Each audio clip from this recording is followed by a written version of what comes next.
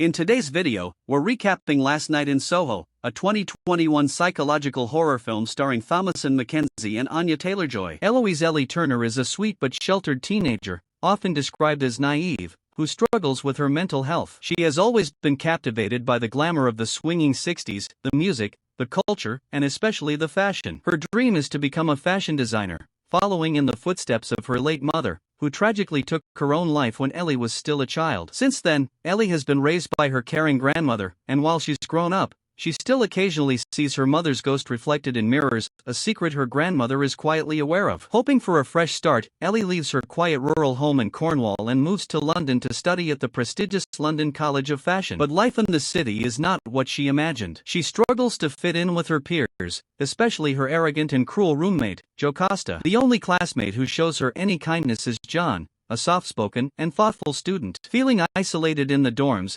Ellie decides to leave and rents a small bedsit from an elderly landlady named Miss Collins. That very night, Ellie experiences something extraordinary, a dream so vivid it feels real. She finds herself transported back to the 1960s, the era she's always idolized. At the famous Café de Paris, she watches a stunning young blonde woman named Sandy, full of confidence and ambition, trying to make her way as a singer. Sandy soon catches the attention of a charming manager, Jack, who seems ready to help her achieve her dreams. When Ellie wakes the next morning, she is both inspired and shaken. She designs a dress based on Sandy's style, and notices a love bite on her neck, as if her dream had followed her into reality. In another dream, Ellie witnesses Sandy auditioning at a Soho nightclub, with Jack pulling the strings behind the scenes. To Ellie's shock, she realizes Sandy is staying in the very same room she is renting decades later. Soon she becomes so enamored with Sandy that she dyes her own hair blonde, adopts her fashion sense, and even gets a job at a local pub. There, she's noticed by a mysterious silver-haired man who seems to recognize something hauntingly familiar about her resemblance to Sandy. But as the dreams go on, the glamour begins to peel away. Ellie realizes Sandy's life was not the fairy tale she first believed. Jack is not a supportive partner, he's a pimp, forcing Sandy to entertain his male associates. What once seemed like an escape into a dazzling past turns into a nightmare. In her waking life, Ellie begins to see terrifying apparitions of Jack and the men who exploited Sandy. The visions grow violent and unrelenting,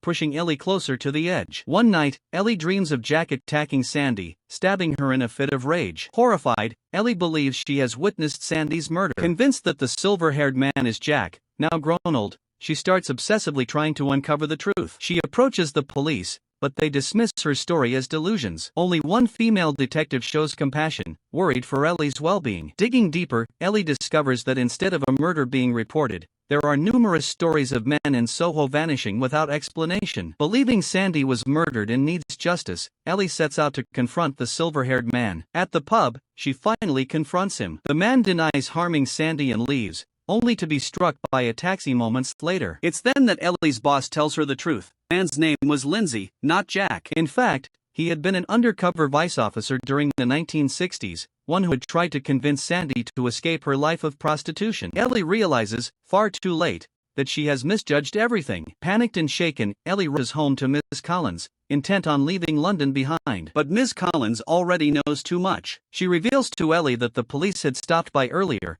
and calmly admits the shocking truth: she is Sandy. Ellie's visions of Sandy's death were never what they seemed. It wasn't Jack who killed Sandy, but Sandy who killed Jack. When Jack attacked her with a knife all those years ago, she fought back, stabbing him to death. But her revenge didn't stop there. One by one, Sandy lured the men who had abused her back to her room, killing them and hiding their bodies within the very walls and floorboards of the house Ellie now lives in. Ellie is horrified, but before she can escape, she realizes Miss Collins has drugged her tea to ensure her silence. A violent struggle follows. In the chaos, an ashtray is knocked over and a fire starts spreading through the house. John arrives just in time to help, but Miss Collins stabs him, desperate to keep Ellie from leaving. As the flames climb higher, Ellie hallucinates Miss Collins shifting between her present self and her younger identity as Sandy.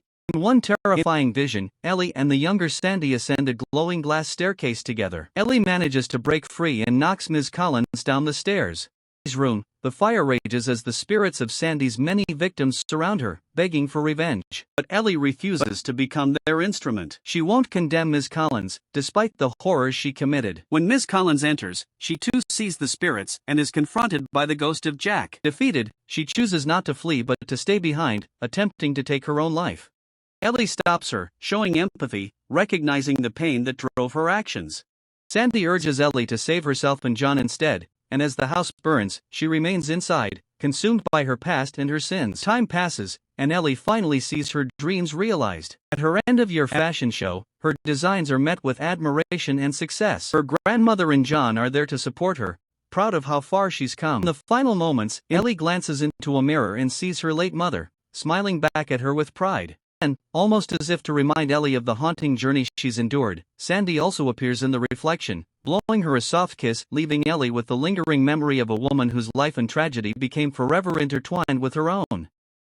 And that's the story of Last Night in Soho. If you enjoyed this recap, make sure to like the video and subscribe for more movie breakdowns. Thanks for watching, and I'll see you in the next recap.